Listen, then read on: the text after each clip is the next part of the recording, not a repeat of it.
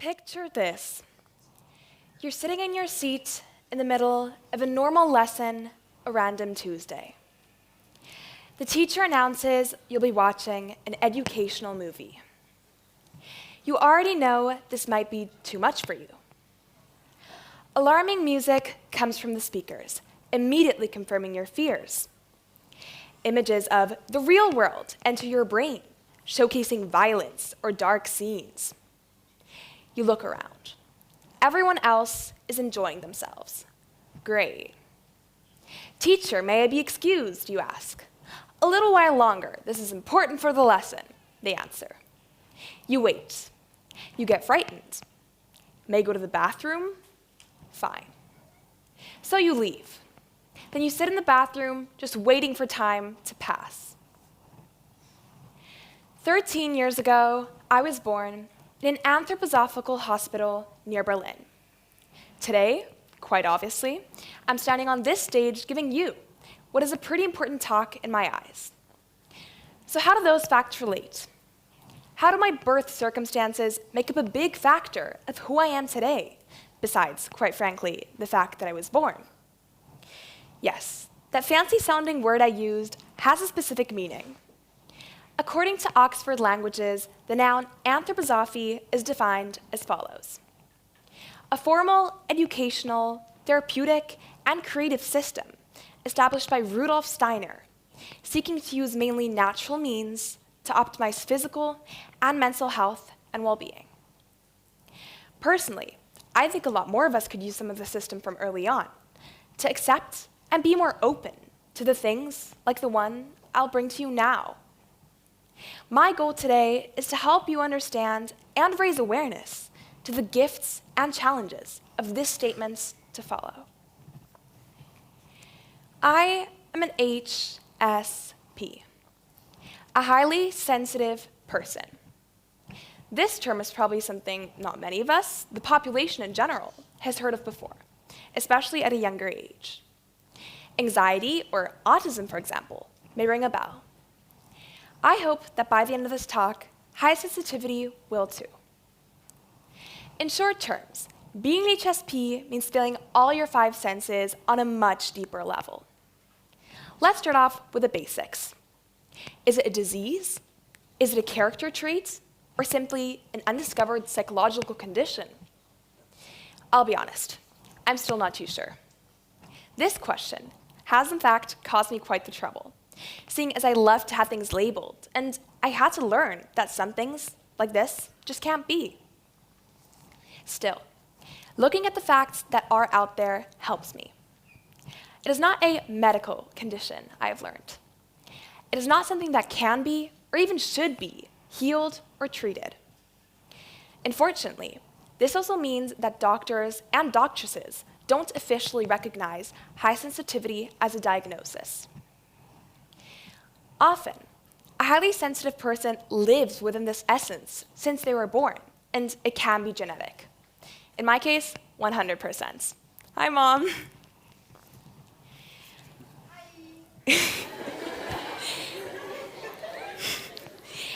HSP was first explored by psychologist and author Elaine Aron back in 1996. She has helped me to understand much more on HSP and myself. More specifically, her books. All in all, she's released 4, and they've been translated into many languages. The Highly Sensitive Person, The Highly Sensitive Person in Love, The Highly Sensitive Parents, and The Highly Sensitive Child. This last one I found lying in a bookshelf in my living room, and being the child that I was, I flipped through it, thinking it must be bought for me, the only child in the house. I was right. Why? A quiz pops up, only a few pages in. Every single feeling I felt put into perspective and listed as a symptom. This quiz consists of 27 clauses that you tick off if you feel like they match you or your habits. My result was 26 out of 27. Of these, let me present to you some of the majors in my opinion. We have incredibly complex in our lives. Our heads can be full of so many thoughts. And these thoughts occur especially in us HSPs, because we notice more of the little details in daily life. Imagine, for example, you're hungry and go to the kitchen to fix yourself some food. You then proceed to cut a red onion.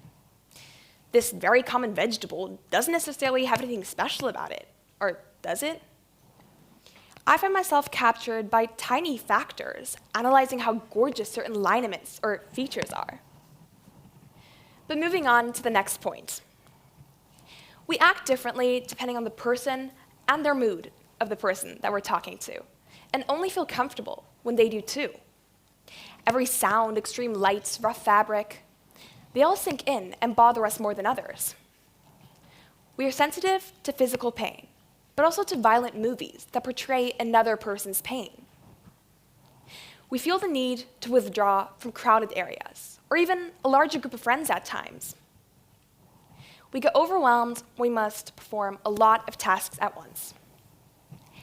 All these are only a few examples, and while you may relate to a few, this still has to be distinguished from the average feeling of sensitivity, because this is still normal. 15 to 20% of the population take this feeling on a higher note. You may be surprised to know that so many famous people are HSPs too. Ever heard of Einstein, Martin Luther King Jr., Frida Kahlo, Leonardo da Vinci, or Virginia Woolf? Well, surprise. These people, in our and society's view, have really accomplished something, so this whole sensitivity thing must be great, right? Well, yes and no. They have struggled just as much as we do, because sometimes it just really sucks. Sadly, we live in this world full of judgment and closed-mindedness about a lot more topics than only HSP, and that makes it hard to start any of these new, much-needed conversations on new topics. A lack of awareness and a lack of communication make it hard to explain why certain situations overwhelm us without having to state the name HSP or giving a long explanation. But not only that, when we find ourselves in those situations, like the scary movie example I shared earlier, it truly doesn't help knowing the exact cause of the stress more than it does to find a short-term solution for the moment. Likewise, the overthinking as an aftermath daunts us. What could I have said? Do they all think I'm a crybaby? And did I hurt anybody's feelings? This could go on forever. But really, in addition to all your own thoughts, stands the perception of others. So many times when I talk about this topic, I get a comment that goes something like this. But aren't you, like, extroverted? And I can tell that they mentally draw a wrong conclusion. Sensitivity equals to shyness and being quiet. Please, throw that thought right out. Yes, I could spend hours wrapped in a cozy blanket reading my favorite novels. But I also love being on stage, singing, dancing, or presenting topics that I'm passionate about. Sure, the silent ones within our bubble are definitely not uncommon, on the contrary. But all that I'm trying to bring across is the message that it doesn't have to be like this. Another thing that one can interpret either way, well, how you approach the situation as a sensitive person. I love to be able to say that I could list so many good perks of being HSP on the spot anytime. In fact, here they are. This essence makes us more aware of the people around us when imagining that they take in whatever we say as strongly as HSPs do. Therefore, we gain empathy. We can put ourselves in other people's shoes more easily. Other HSPs may make the most passionate artist. They put all these extreme emotions into their works of art. Or, if you're a tad extreme like Van Gogh, it could lead to cutting your ear off. But besides that, another positive aspect that can prevent any future scare or hurting is this precaution of movies or media that I was talking about earlier. Seeing images or scenes that aren't meant for your age is often overlooked and even seen as normal. But when you make a point to generally avoid anything that could capture your senses in a negative way as an HSP, it makes it really hard to have that subconscious trauma later on in your head, even if only in certain aspects of your later adult life. And lastly for this list, yes, overthinking the little things in daily life is annoying and pretty pointless. We covered that. But taking those moments, appreciating them, and using them to make yourself happier, that's always a good thing. So next time you observe a situation similar to the one I presented to start off with, try and remember what I've told you today. Have more care for those around you. Have more care for this diversity around you. For HSPs, but really for anyone who is different from you. And who knows, maybe along that path, you'll find that little spark within yourself too. And let me tell you, that spark, that sensitivity, is your superpower. Thank you.